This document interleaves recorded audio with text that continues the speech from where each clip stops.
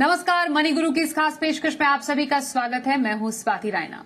Mutual fund को चुनते समय फंड के रिस्क और रिटर्न के साथ साथ फंड के स्टाइल को जानना और समझना भी जरूरी है, क्योंकि बाजार के अलग अलग साइकिल में अलग अलग स्टाइल काम करते हैं, जैसे मोमेंटम, क्वालिटी, वैल्यू और ग्रोथ, जिसे फैक्टर इन्वेस्टिंग कहा जाता है। कई बार आपके निवेश का स्टाइल आपके रिटर्न को भी प्रभावित करता है, इसलिए सबसे पहले अपने निवेश के स्टाइल पैटर्न को पहचानें और साथ ही ये भी जानें कि कौन से निवेश स्टाइल के क्या है फायदे। इसी पर बातचीत करने के लिए हमारे साथ हैं कंप्लीट सर्कल वेल्थ के सीईओ क्षितिज महाजन। उनसे चर्चा की शुरुआत करते हैं और समझने की कोशिश करते हैं कि ये जो स्टाइल ऑफ इन्वेस्टर है या फैक्टर इन्वेस्टिंग है, ये कैसे प्रभावित करते हैं। और साथ ही हमारे साथ हमारे एक और खास मेहमान जुड़ चुके हैं, आनंद राठी वेल्थ के डायरेक्टर ऋषिकेश बालवे। ऋषिकेश, आपका भी स्वागत है मनी गुरु के आज के इस खास कार्यक्रम में। सबसे पहले फैक्टर इन्वेस्टिंग जिसकी हम बात करते हैं, क्या खास रहता है क्षितिज फैक्टर इन्वेस्टिंग में? जैसे हम स्टाइल्स ऑफ इन्वेस्टिंग जिसकी बात करते हैं, how do we define it? नमस्ते स्वाति, नमस्ते ऋषिकेश भाई और नमस्ते सभी दर्शकों को। एंड लोहड़ी की बहुत बहुत शुभकामनाएं स्वाति, आपको और सबको। स्वाति, देखिए, डिफरेंट तरह के इन्वेस्टमेंट स्टाइल्स हैं जिसके थ्रू आप चूज करते हैं कि किस तरह के इन्वेस्टमेंट्स पैटर्न में आप इन्वेस्ट करना चाहते हैं। जैसे ग्रोथ है, आप ग्रोथ स्टॉक्स होते हैं जो कंपनीज बहुत अच्छा कर रही होती हैं, आप वो ग्रोथ अगर स्टाइल लेते हैं तो फिर ग्रोथ कंपनीज में इन्वेस्ट करता है। मोमेंटम टोटली डिपेंड करता है मार्केट में क्या चल रहा है, वो मोमेंटम को फॉलो करता है, मोमेंटम को करता है। वैल्यू स्टाइल जो होता है उसमें जो कंपनीज अपनी इंट्रिंसिक वैल्यू से कम लेवल पर ट्रेड कर रही होती हैं या उससे कम प्राइस पे अवेलेबल होती है, आप उन कंपनीज को बाय करते हो। सो दे आर डिफरेंट स्टाइल जिसके थ्रू आप इन्वेस्ट करते हैं। और डिपेंडिंग ऑन कि इस समय क्या इंपॉर्टेंट है, आप वो फैक्टर और स्टाइल चूज करते हैं और उसमें इन्वेस्ट करते हैं। कई बार क्या होता है कि ज्यादातर ग्रोथ पोर्टफोलियोज लोग लेके रखते हैं और साथ में कॉम्प्लीमेंट्री और तरह से एक वैल्यू या फिर एक मोमेंटम स्टाइल ऐड कर लेते हैं। बट यस, पीछे जब आपने देखा मार्केट बहुत अच्छा कर रही थी तो वैल्यू बहुत ज्यादा चला, बिकॉज मार्केट्स अच्छा थी, देवर फ्री कैश फ्लोज अवेलेबल थे। तो वहां पे क्या हुआ, काफी काफी कंपनीज जो अंडर वैल्यू थी उनके प्राइस बैक टू नॉर्मल आए, प्राइस में अच्छा एस्केलेशन हुआ, तो वो फंड्स ने काफी अच्छा किया। पर गोइंग फर्दर यहाँ से, बिकॉज मार्केट्स अभी सिचुएशनल थोड़ी डिफरेंट है, तो लग रहा है कि ग्रोथ काफी बेटर करेगा। ओके, तो ये अलग अलग निवेश के स्टाइल्स हैं जिसको फैक्टर इन्वेस्टिंग कहते हैं। वैल्यू, ग्रोथ, क्वालिटी, मोमेंटम जिसकी बात की। मोमेंटम से जरा चर्चा की शुरुआत करते हैं। ऋषिकेश, यहाँ पर मैं आपसे समझना चाहती हूँ, जब हम मोमेंटम फंड्स की बात करते हैं, मोमेंटम इन्वेस्टमेंट की बात करते हैं, क्या होता है इनका सिग्निफिकेंस? कब इस तरीके की जो इन्वेस्टिंग है वो काम आती है? नमस्ते स्वाति जी, क्षितिज जी नमस्ते और सारे दर्शकों को नमस्ते। ये एक नया तरीका है इन्वेस्टमेंट का। हाल फिलहाल में ही ये काफी प्रचलित हुआ है पिछले 2-3 सालों में। अगर मैं डेफिनेशन देना चाहूँ, एक मैथमेटिकल बेस्ड सिलेक्शन मेथोडोलॉजी होती है इनकी, जहाँ पे ये देखते हैं कि पिछला परफॉर्मेंस कैसे रहा है। पिछले 6 महीने का, 12 महीने का एक ट्रेंड कैपिटलाइज करने की कोशिश होती है यहाँ पे ट्रेंड कैपिटलाइज करके वो स्टॉक्स चुने जाते हैं जिसमें निवेश किया जाता है। उदाहरण के तौर पे बताऊंगा, एक काफी प्रचलित है निफ्टी 200 मोमेंटम 30। अभी इसमें क्या होता है कि निफ्टी 200 के सारे स्टॉक्स लिखे जाते हैं, फिर वो 200 में से पिछले 6 महीने, 12 महीने से रिस्क एडजस्टेड रिटर्न्स देखे जाते हैं। रिस्क एडजस्टेड रिटर्न्स मतलब returns divided by the standard deviation. जो रिस्क का एक पैमाना है, स्टैंडर्ड डिविएशन, उसके आधार पे टॉप 30 गिने जाते हैं। फिर फ्ली फ्लोट देखा जाता है, उसका मल्टीप्लिकेशन होता है और फिर उनमें जो टॉप 30 स्टॉक्स बनते हैं रैंकिंग के हिसाब से, उन्हें चुना जाता है। तो ये रेयर व्यू मिरर देख के गाड़ी चलाने का तरीका हुआ, अगर एक एनालॉजी यूज करना चाहो तो इसको कहते हैं मोमेंटम। एक ट्रेंड कैपिटलाइज करने की कोशिश होती है, एक मोमेंटम कैपिटलाइज करने की कोशिश होती है। जैसे फिजिक्स में कहा जाता है कि एक मोमेंटम गैदर होता है कोई पार्टिकल का, तो वो उसी डायरेक्शन में जाता है, उस आधार पे ये स्टॉक्स चुने जाते हैं। लेकिन निवेश की दुनिया में और फिजिक्स की दुनिया दो अलग अलग दुनिया है। मोमेंटम जो है नॉट नेसेसरीली एक ही डायरेक्शन में जाए, वो काफी सिक्लिकलिटी भी आती है इन चीजों में। जैसे क्षितिज जी ने बहुत सही कहा कि एक समय था जब वैल्यू बहुत अच्छा किया, अभी ग्रोथ। सो डिफरेंट साइकिल्स होते हैं, तो एक तरीका नहीं हो सकता है चुनाव करने के लिए, लेकिन मोमेंटम जो है एक ट्रेंड के आधार पे सिलेक्शन मेथोडोलॉजी होती है उसकी। बिल्कुल। और मोमेंटम की जब बात कर रहे हैं तो momentum definitely picking up momentum now. Momentum index है हमारे पास, Nifty 200 momentum 30 index, Nifty 150 momentum 50 index. मैं थोड़ा सा चाहती हूँ कि क्षितिज आप इसके बारे में भी बताइए, ये जो इंडेक्स है, यहाँ पे जो फंड्स हैं, ये किस तरीके से काम करते हैं। हमने स्ट्रैटेजी को समझा, कैसे क्या इनकी फिलॉसफी है, पर फंड्स एंड फिलॉसफी को कैसे अडेप्ट करते हैं, ये जरा बताइए। जरूर स्वाति, जैसे आपने बताया funds 150 momentum index, 200 Nifty index, momentum index, basically universe पूरा उन्होंने बता दिया कि ये लेट्स से 150 इंडेक्स में वो बीएसई में या फिर जो भी निफ्टी के 200 ले रहे हैं उसमें उतने स्टॉक्स हैं जिसमें से स्टॉक्स सिलेक्शन होती है जो टॉप 150 है। उसके अंदर से बेसिकली डिपेंडिंग ऑन कौन से स्टॉक्स हैं जो इस समय मार्केट सिनेरियो के हिसाब से यहाँ से फंड मैनेजर जो है उनको लग रहा है बेटर करेंगे, या किसी मॉडल पे चल रहे हैं उन्हें लग रहा है वहां से बेटर करेंगे, उन स्टॉक्स में इन्वेस्टमेंट होती है। और वो क्योंकि म्यूचुअल फंड जो है वो एक पूल ऑफ इन्वेस्टमेंट है, तो वहां पे जब भी लगता है कि ट्रेंड चेंज हो रहा है किसी और की तरफ हो रहा है तो वहां से निकल के वो डिफरेंट स्टॉक्स में चले जाते हैं। अच्छा, एलोकेशन भी उस हिसाब से दी जाती है वहां पे। कुछ जगह एलोकेशन फिक्स कर दी जाती है कि मान लीजिए 50 स्टॉक्स ले लेंगे, 2-2% देंगे, पर कई जगह डिपेंडिंग ऑन कहाँ पे रिटर्न, कहाँ पे बेनिफिट ज्यादा मिल सकता है, एलोकेशन भी उस हिसाब से दी जाती है आपकी। सो एक यूनिवर्स डिफाइन हो जाता है, उसके अंदर यूनिवर्स के अंदर जो स्टॉक्स वहां से लग रहा है बेटर करेंगे उसमें, या मोमेंटम जिनके साथ मोमेंटम है आज की डेट में, मतलब यहाँ से वो सेक्टर या वो स्टॉक्स बेटर कर सकते हैं, उसमें एलोकेशन जाता है। फिर उसमें भी कौन से बेनिफिशियरी ज्यादा रहेंगे उसमें परसेंटेज एलोकेशन ज्यादा जाता है। सो कुछ जगह क्वांट बेस्ड मॉडल भी होता है इसमें, बट ये टोटल फंड मैनेजर के डिस्क्रिप्शन पे होता है जहां पे वो डिपेंडिंग ऑन इस समय मार्केट मूड क्या है वो इन्वेस्ट करते हैं। ओके।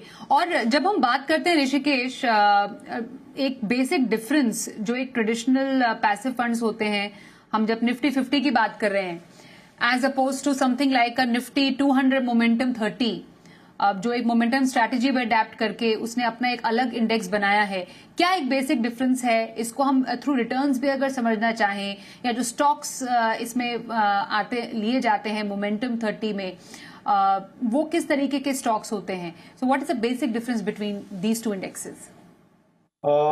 तो स्वाति जी, बेसिक डिफरेंस अगर मैं कहूँ, अंडरलाइन डिफरेंस तो काफी सारे, लेकिन एक basic underline difference between these two अगर देखा जाए तो इंडेक्स अगर देखे, जैसे निफ्टी 200 का इंडेक्स देखा तो वहां पे फ्री फ्लोट जो होता है उसका वेटेड एवरेज, उसका मार्केट कैपिटलाइजेशन के हिसाब से चुनाव होता है स्टॉक्स का, ना कि परफॉर्मेंस के हिसाब से। बल्कि मोमेंटम में एक पैमाना देखा जाता है, सिर्फ एक पैमाना जो है परफॉर्मेंस, रिस्क एंड रिटर्न का परफॉर्मेंस देखा जाता है और उसके बेसिस पे सिलेक्शन होता है। अगर कुछ तुलना करना चाहूंगा बेसिस, क्योंकि जैसे मैं हमेशा कहता हूँ कि इक्विटी म्यूचुअल फंड में आज जब आप निवेश करते हो तो फंडामेंटल रीजन ऑफ इन्वेस्टमेंट होता है कि आप एक अल्फा जनरेट कर पाओ, कि आप निफ्टी 50 को बीट कर पाओ। जब भी आप इक्विटी म्यूचुअल फंड्स में निवेश करते हो तो ये होना चाहिए, ये लक्ष्य होना चाहिए कि मुझे 2-3% का अल्फा बनना चाहिए। अगर वो ना बन रहा हो तो कोई मतलब नहीं इक्विटी म्यूचुअल फंड्स में निवेश करने का। तो कुछ तुलना करना चाहूंगा बिटवीन मोमेंटम फंड्स, निफ्टी और कुछ फ्लेक्सी कैप फंड्स के बारे में। तो मोमेंटम फंड्स का अगर एक साल का परफॉर्मेंस देखे तो करीबन 13.5% का रिटर्न आया, और 3 साल का परफॉर्मेंस देखे तो करीबन 5-5.5% का रिटर्न आया। निफ्टी वही एक साल में 17.5-17% का रिटर्न दिया है, तो यहाँ पे निगेटिव अल्फा बना। 3 साल का अगर देखा तो 12.5% का, 12.5% निफ्टी ने दिया है और मोमेंटम फंड ने करीबन 5.7% का रिटर्न दिया है, तो वहां पे भी निगेटिव अल्फा आया है। लेकिन हम फ्लेक्सी कैप या मल्टी कैप या लार्ज कैप, जो ट्रेडिशनल फंड्स अपने होते हैं जिसमें निवेश करते हैं, तो रिटर्न एक साल के लिए करीबन 30% का दिखाई देता है, 25 से 30% का दिखाई देता है, as again 17.2% of Nifty alpha generate हो रहा है वहां पे। दूसरी चीज 3 साल के लिए भी देखे तो वहां पे 12.5% जो निफ्टी ने दिया है उसके अगेंस्ट यहाँ पे आपका करीबन 16 से 18 के बीच में, 14 से 16 के बीच में रिटर्न बनता है। तो यहाँ पे भी एक अल्फा जनरेट होने की पॉसिबिलिटी बहुत हाई। तो वहां पे अगर ट्रेंड सही कैप्चर नहीं हुआ तो अल्फा जनरेट होने की पॉसिबिलिटी भी काफी कम हो जाती है। एब्सोल्युटली। तो आपको बहुत ही सोच समझ के किसी भी इन्वेस्टमेंट स्ट्रैटेजी को अपनाना चाहिए और समझना चाहिए कि आखिरकार आपके इन्वेस्टमेंट के लिहाज से आपको कौन सी स्ट्रैटेजी सूट करती है, ये आप डेफिनेटली इसको ध्यान में रखें। हम डेफिनेटली मोमेंटम स्ट्रैटेजी की तो बात करें, पर क्षितिज जरा ये बताइए पॉसिबल अपसाइड्स या डाउनसाइड्स किसी एक स्ट्रैटेजी, यहाँ पे स्पेशली अगर मोमेंटम की हम बात कर लेते हैं तो क्या हो सकती है अगर हम समझना चाहें, क्योंकि अगर हम फैक्टर इन्वेस्टिंग की बात करें definitely it's picking up in India, लेकिन बहुत ज्यादा शायद फंड्स नहीं है at the moment in the market. तो कैसे एक अच्छे मोमेंटम फंड या मोमेंटम स्ट्रैटेजी को पिक किया जा सकता है? हाँ जी, मैं कहता जैसे बोलते हैं कि that you can't keep all your eggs in one basket, तो वैसे ही आप जब स्टाइल ऑफ इन्वेस्टमेंट भी लेते हैं तो हमेशा जो भी स्टाइल्स अवेलेबल हैं उन सबको थोड़ा थोड़ा एलोकेशन देना चाहिए। मुझे लगता है ग्रोथ में ज्यादा होना चाहिए, बिकॉज हमारा देश जो है वो ग्रोथ ओरिएंटेड है, अभी डेवलपिंग इकोनॉमी है, तो वहाँ ज्यादा स्टाइल आपको वहाँ ज्यादा कंफर्ट मिलता है, स्कोप बेटर लगता है। बट जो आपने बोला कि फैक्टर इन्वेस्टिंग में अभी हमारे पास ये नया कॉन्सेप्ट की तरह ही है, अभी एक न्यू बॉर्न बेबी की तरह ही है। क्लाइंट्स आ रहे हैं, समझ रहे हैं इस चीज को, पर मुझे डाउनसाइड इसलिए थोड़ी लिमिटेड लगती है फैक्टर इन्वेस्टिंग में, बिकॉज फंड मैनेजर के हाथ में वो एक कॉल है कि वो मोमेंटम के हिसाब से कॉल ले सकता है, या फिर जो भी अंडरलाइन, हर फंड का एक अंडरलाइन गिवन फैक्टर इन्वेस्टिंग के क्लॉज होते हैं। कोई कोई अर्निंग नंबर पे बात करता है, कोई प्राइस टू अर्निंग इक्वेशन के ऊपर जहाँ पे रीजनेबल है वहां पे काम करता है। तो डिपेंडिंग ऑन दैट कॉल लिया जा सकता है। But yes, there can be phases जहाँ पे जो कॉल एक फंड मैनेजर ले रहा है या एक एक फैक्टर इन्वेस्टिंग या एक कॉन मॉडल ले रहा है वो नहीं चले, तो वो पॉसिबिलिटी हमेशा रहती है। तो it's always good to complement. अब आप आज आप कॉन्ट्रा, जितने भी क्लाइंट्स हैं वो कॉन्ट्रेरियन फंड्स में या वैल्यू फंड्स में अगर आज वो आना चाहते हैं, तो मैं ये नहीं कह रहा हूँ वहां से रिटर्न नहीं बनेगा, पर चांसेस ये है कि ग्रोथ स्ट्रेटजी यहाँ से बेटर करें। सो आप कभी भी कोई स्ट्रेटजीज ले रहे हैं, अगर आप लॉन्ग टर्म के लिए हैं, तो आप मोमेंटम स्ट्रेटजी को या फैक्टर इन्वेस्टिंग को या फिर वैल्यू इन्वेस्टिंग को आप कॉम्प्लीमेंटरी ग्रोथ के साथ लें, एक कॉम्बिनेशन के साथ लें, रादर देन कि पूरा एलोन करें। Because there is a possibility कि जब आपने कुछ कॉल लिया है तो एक स्टाइल नहीं चल रहा है, क्योंकि हर वक्त सारे स्टाइल नहीं चलते हैं। जैसे कि ऋषिकेश भाई ने भी बोला, मैंने पहले बोला कि पहले वैल्यू चल रहा था, अब लग रहा है यहाँ से ग्रोथ चलेगा। सो दैट डजंट मीन कि वैल्यू ठीक नहीं करेगा, बट ये है कि बेटर परफॉर्मेंस ग्रोथ की ज्यादा आएगी यहाँ से। So I think there is always a flip side जब आप कुछ स्ट्रेटजी को अडॉप्ट कर रहे हैं, इसलिए हर तरह का जो स्ट्रेटजी है अपने इन्वेस्टिंग स्टाइल में आप अडॉप्ट करें। ओके, चलिए एक ब्रेक के लिए भी रुक लेते हैं। ब्रेक के बाद इस चर्चा को आगे बढ़ाएंगे। दोनों हमारे इन्वेस्टर्स, जो माफ कीजिए इन्वेस्टर्स के लिए दोनों एक्सपर्ट्स के हम पसंदीदा फंड्स भी जानेंगे। एक छोटे से ब्रेक के बाद बने रहिए हमारे साथ।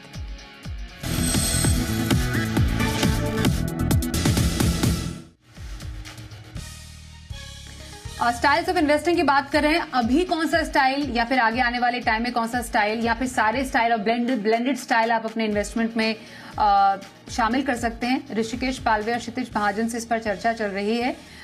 ऋषिकेश, क्या एक ब्लेंडेड स्टाइल ऑफ जो इन्वेस्टिंग या फंड्स हैं वो अपने पोर्टफोलियो में शामिल करें? कौन से ऐसे टाइप के फंड्स होते हैं, कैसे पहचाने ब्लेंडेड स्टाइल ऑफ फंड्स? थोड़े एग्जांपल्स अगर आप दे पाएं। जैसे यूजुअली लोग कहते हैं कि value investing is quite popular, वो काफी ज्यादा लोगों के को ध्यान में रहती है। मोमेंटम की बात भी कर रहे थे कि मोमेंटम, अभी आप जो जिक्र किया अच्छा खासा, हमने वैल्यू चुने या मोमेंटम चुने, इस डिसीजन को कैसे आसान बनाया जा सकता है? स्वाति जी, तो इसके ऊपर ये कहना चाहूंगा कि साइकिल कौन सी चल रही है ये बहुत इंपॉर्टेंट है, इसकी जांच करना बहुत इंपॉर्टेंट है। लेकिन जो मैं हमेशा कहता हूँ, एक कॉम्बिनेशन, वैल्यू और ग्रोथ का कॉम्बिनेशन होना चाहिए। दो चीजें उस पर निर्भर करती है कि मार्केट अंडर वैल्यूड है या ओवर वैल्यूड है। तो फिलहाल आप अगर देखो तो अर्निंग्स के हिसाब से देखो तो मार्केट जो है अंडर वैल्यूड है। अर्निंग्स का जो पैमाना है एक बहुत इंपॉर्टेंट फैक्टर माना जाता है, जहाँ पे आप वैल्यूएशंस डिटरमाइन कर पाते हो मार्केट ओवर प्राइस है या अंडर प्राइस है। सो फिलहाल तो मार्केट जो है वो अंडर प्राइस है, तो शायद थोड़ा वैल्यू गेन भी हो सकता है। लेकिन फिलहाल जो आपका कॉन्सेंट्रेशन होना चाहिए वो मेजरली ग्रोथ एस्पेक्ट पे होना चाहिए। लेकिन आप, जैसे क्षितिज जी ने भी कहा, डोंट ले all your eggs in one basket. तो आप ना पूरा ग्रोथ में जा सकते और वैल्यू को डिस्काउंट कर सकते हैं। It has to be a combination, दोनों का कॉम्बिनेशन होना बहुत जरूरी है। तो वैल्यू और ग्रोथ जो है ये काफी काफी सालों से चले आए हुए और उन्होंने अपना मेरिट प्रूव किया है। जैसे मोमेंटम हाल फिलहाल में आया और उसका मेरिट प्रूव होना बाकी है, लेकिन वैल्यू और ग्रोथ एज अ कॉम्बिनेशन हमेशा देखना चाहिए। इंटरेस्ट रेट की बात करूं, that also plays an important role at this point in time. तो ये सारी चीजों को मद्देनजर रखते हुए it has to be a blend of both value and growth. उसके ऊपर आप कौन सी एएमसी का चुनाव करते हो वैल्यू के लिए और ग्रोथ के लिए, क्योंकि there are specific AMCs which are famous for, कुछ एएमसी जो है वो वैल्यू के लिए फेमस होती है, कुछ एएमसी जो होती है वो ग्रोथ के लिए फेमस होती है। तो एएमसीज का चुनाव जब आप फंड का चुनाव कर रहे हो तो उसका ये पैमाना भी बहुत इंपॉर्टेंट होता है जब आप चुनाव कर रहे हो। तो मेरे हिसाब से कॉम्बिनेशन ऑफ टू आपको अल्फा जनरेट करने में मदद कर सकता है। Okay.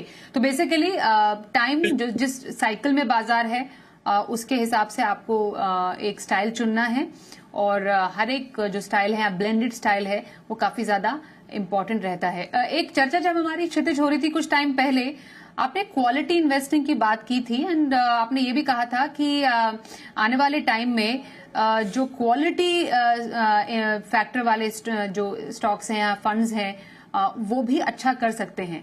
Any reason, special reason behind it? हाँ जी स्वाति, बेसिकली देखिए ना, जितने भी आपके ग्रोथ स्टॉक जो क्वालिटी स्टॉक्स हैं, जब मार्केट्स आपकी इस सिचुएशन में है जहां हम देख रहे हैं करेक्शन हो रहा है, तो वहां पे क्योंकि उनकी उनकी बैलेंस शीट्स बेटर होती हैं, उनके अर्निंग नंबर्स बेटर होते हैं, प्रॉफिटेबिलिटी बेटर आ रही होती हैं, तो subjected to all these reasons, high ROE है, तो आप देखते ही हैं कि दैट ये कंपनी जो है वो बेटर करती है यहाँ से गोइंग फर्दर। बिकॉज जब मार्केट क्या है कि आप पोजीशन लेना भी शुरू करते हैं, जब मार्केट दोबारा से अपसाइड की स्विंग की तरफ जाती है, देन ऑल दीज कंपनीज जिनके पास ऑल क्वालिटी मेट्रिक्स जो उनके हैं सारे के सारे, जो मैंने बात करी आपसे, अर्निंग यील्ड, आरओई, ग्रोथ, सब उनकी तरफ होती है, तो वो वहां से अच्छा पिकअप लेते हैं विज अदर बिजनेसेस। तो आई थिंक क्वालिटी स्टॉक्स यहाँ से बहुत अच्छा करेंगे भी। एंड अभी आप देखिए इस क्वार्टर की अर्निंग के बाद से जब हम प्राइस टू अर्निंग की बात करते हैं, एक क्वार्टर की और अर्निंग्स ऐड हो जाएंगी, तो प्राइस आपका वैसे नीचे है और अर्निंग का मल्टीपल जो डिवाइड हो रहा है वो और बढ़ रहा है, तो आपका मल्टीपल भी बेटर हो जाएगा। सो यहाँ से seems like this quality businesses will do much better with other businesses. Okay, so now coming to favourite funds या फिर रेकमेंडेड फंड्स, रिकमेंडेशन। ऋषिकेश, आप बताएंगे कि आपके पोर्टफोलियो में कौन से फंड्स हैं जो आप रेकमेंड करेंगे अभी? जी स्वाति जी, जैसे मैं हमेशा कहता हूँ, पहले तो आप आपका मार्केट कैपिटलाइजेशन का डिवीजन देख लीजिए। लार्ज कैप में 50% होना चाहिए, मिड कैप में करीबन 30% होना चाहिए और स्मॉल कैप में करीबन 20% होना चाहिए। तो इसका ध्यान रखते हुए अगर मुझे कुछ पसंदीदा फंड्स बताने हैं तो मैं कहूँगा फ्लेक्सी कैप कैटेगरी में एचडीएफसी फ्लेक्सी कैप का चुनाव करूंगा। फ्यूचर परफॉर्मेंस काफी प्रॉमिसिंग लग रहा है। मिड कैप में DSP equity opportunities Kotak emerging equity fund का मैं चुनाव करूंगा। इन्वेस्ट को स्मॉल कैप में इन्वेस्ट को इंडिया स्मॉल कैप का करूंगा। और फोकस कैटेगरी में आईप्रू फोकस कैटेगरी का मैं चुनाव करूंगा। और कॉन्ट्रा कैटेगरी में मैं एसबीआई कॉन्ट्रा का चुनाव करूंगा। तो ये फंड्स है, ये 6 फंड्स है जिनका मैं जिन जो जो मेरे पसंदीदा है। All right, and very quickly Kshitij, आपके पसंदीदा फंड्स? आई थिंक ग्रोथ में एचडीएफसी फोकस है, टीएसपी फ्लेक्सी कैप है आपका, मेरे मल्टी कैप है आपका, साथ में महिंद्रा मिड कैप है, तीन चार फंड्स हैं। कॉन्ट्रा में SBI contra is a very good fund. तो ये ओवरऑल कुछ फंड्स हैं जो मैं बोलूंगा one should look into it. Okay, thank you so much. Before we let you go, दोनों गेस्ट का हम धन्यवाद करते हैं, पर क्षितिज आपको भी थैंक यू कहने से पहले we congratulate you on your personal success also. $3 million आपने कंपनी में रेज किए हैं। तो थोड़ा सा वेरी ब्रीफली बताएंगे कि क्या आप कंप्लीट सर्कल का फ्यूचर प्लान है? Thank you, Swati, and it's all because of our clients. It's all well wishers, you and everyone जिन्होंने हमें सपोर्ट किया है हमेशा। आई थिंक कंप्लीट सर्कल यहाँ से एक्सपैंड करेगा, फिनटेक की ओर चलेगा। हम टेक को लेके आ रहे हैं अपने अंदर एज ए कंपनी, काफ़ी टेक बेस्ड एक्टिविटीज़ करेंगे। साथ में एक प्रोप्राइटरी मॉडल है हमारा कंप्लीट AQI।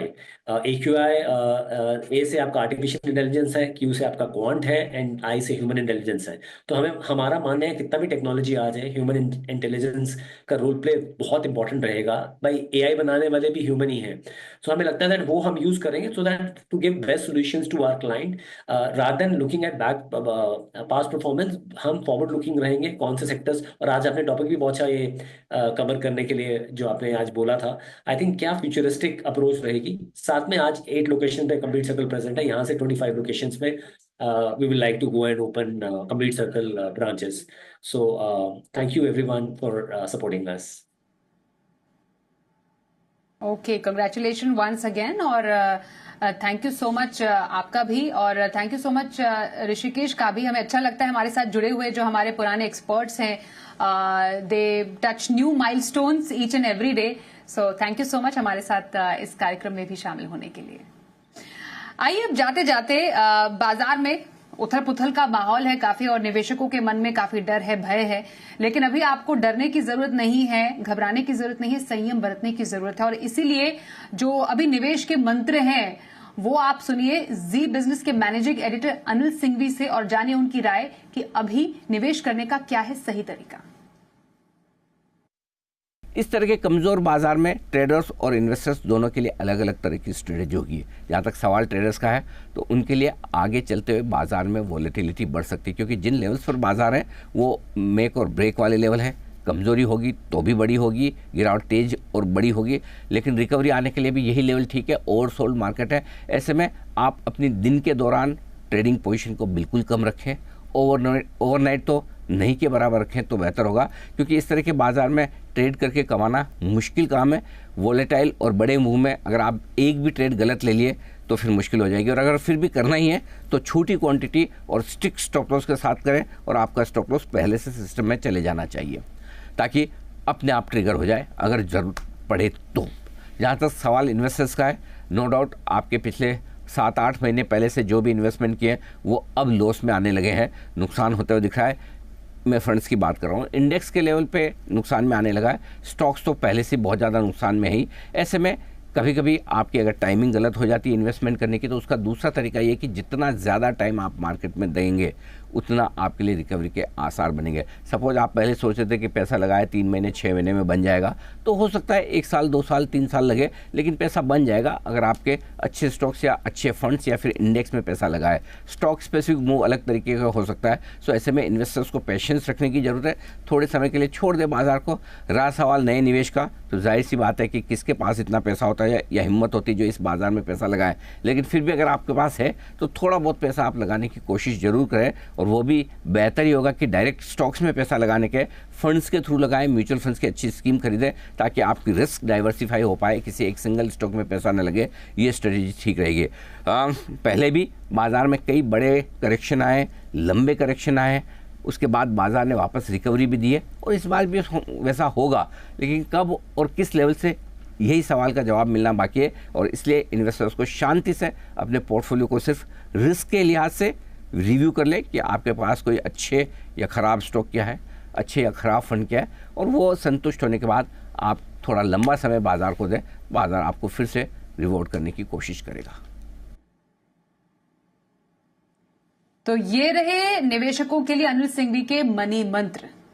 इसी के साथ इस कार्यक्रम में बस इतना ही। रुकते हैं एक ब्रेक के लिए, देखते रहिए जी बिजनेस।